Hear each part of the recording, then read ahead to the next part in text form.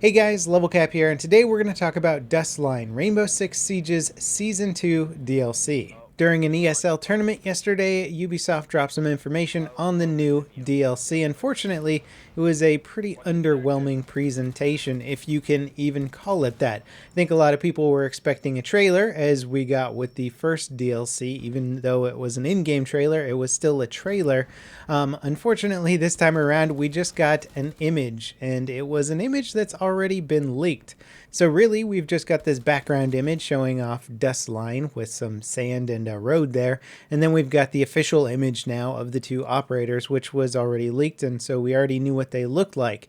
We officially now have their names and more information on them, including their abilities. Even though I think this information was technically leaked before, we just now officially know what they're going to be doing. So obviously, this is Team USA here. They're both Navy SEALs. The woman on the left is Valkyrie, and she uses the Spaz 12 shotgun, and her gadgets are deployable sticky cameras. A lot of people have been wanting these for a long time. It makes a lot of sense.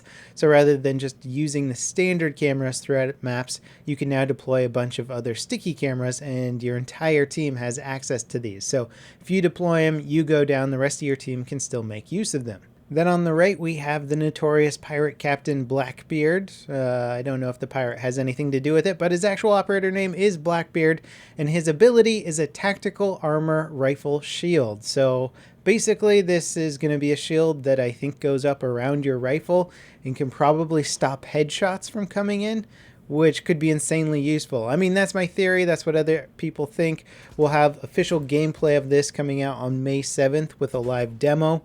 But other than that, that's just what it's called. That's my theory as to how it's going to be used in-game. It sounds pretty badass. If it can actually block headshots in a straight-up firefight where you're looking at the other person, then that's insanely useful. We'll have to see how it obstructs your vision, though.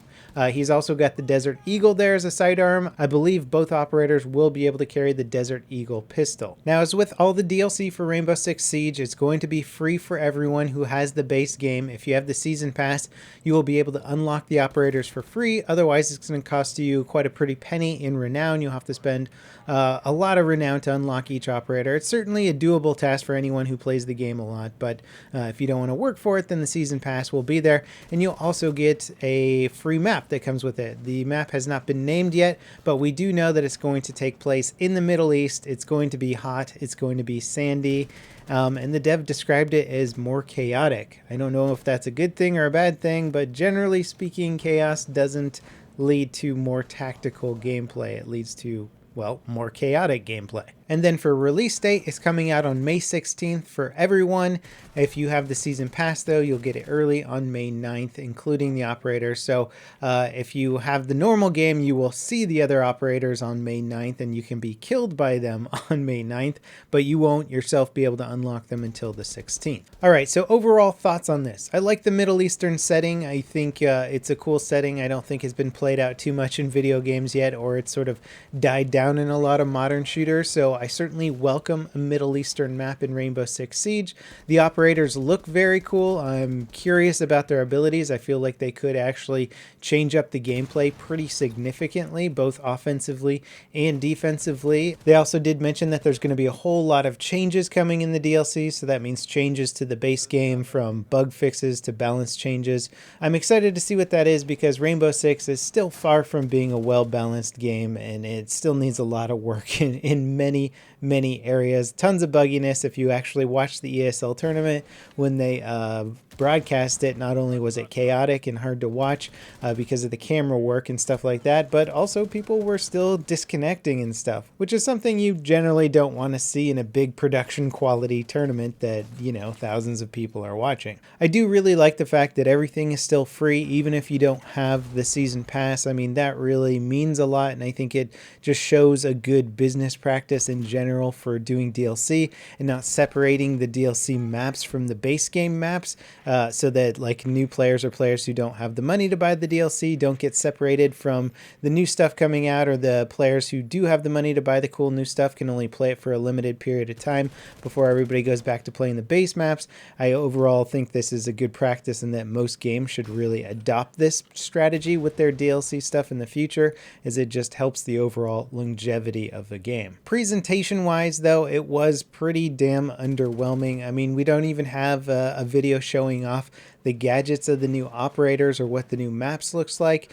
This makes me believe that Ubisoft is really trying to conserve their budget potentially with these DLCs. Maybe the game's not doing as well as they were hoping it was going to. I don't know what the sales figures are, but I know it didn't sell as well as they wanted it to. So maybe they really are just trying to cut back on stuff, and not putting together a trailer for this DLC is one of those things, which I think is really unfortunate, considering that just getting a decent trailer maker in there, it's not that freaking hard to make a trailer. Give me a week or less and I could probably put together something fairly respectable in terms of some actual like cool promotional looking gameplay of their new map and operators. So the fact that they haven't even done this is a little bit concerning, and certainly makes me wonder about what's in store for future DLC. I mean, you compare it to Battlefield 4 releasing Dragon Valley, and they got Hoodoo Operator to make a cool promotional video just for a single free map that was coming out for the community, and it was an awesome video and it helped promote the map and get people excited for it, and they can't even put together a freaking trailer or promotional video for this DLC that's coming out early next month. That without question starts to raise some flag about budgeting and timing, and how much time they've actually had to put in the DLC and how much money they've had to put into the DLC, and what their plans are for supporting this game in the distant future. Are they planning on keeping it alive for a long time coming? Have they blown all their budget on ESL tournaments and stuff? It can't be cheap to cast those things and host those things. So as somebody who really thinks Rainbow Six Siege is a special game and wants to see Ubisoft continue to support it and treat it with care and build it and nurture it and let the community grow over time, I'm hoping that this isn't signs that they're starting to cut back on budget and make room for the next thing that's in the Ubisoft pipeline. Anyway, only time will tell. I am still looking forward to this next DLC, trailer or no trailer, and I'll keep you posted when we have more information. As always, guys, thanks for watching. This is LevelCap signing off.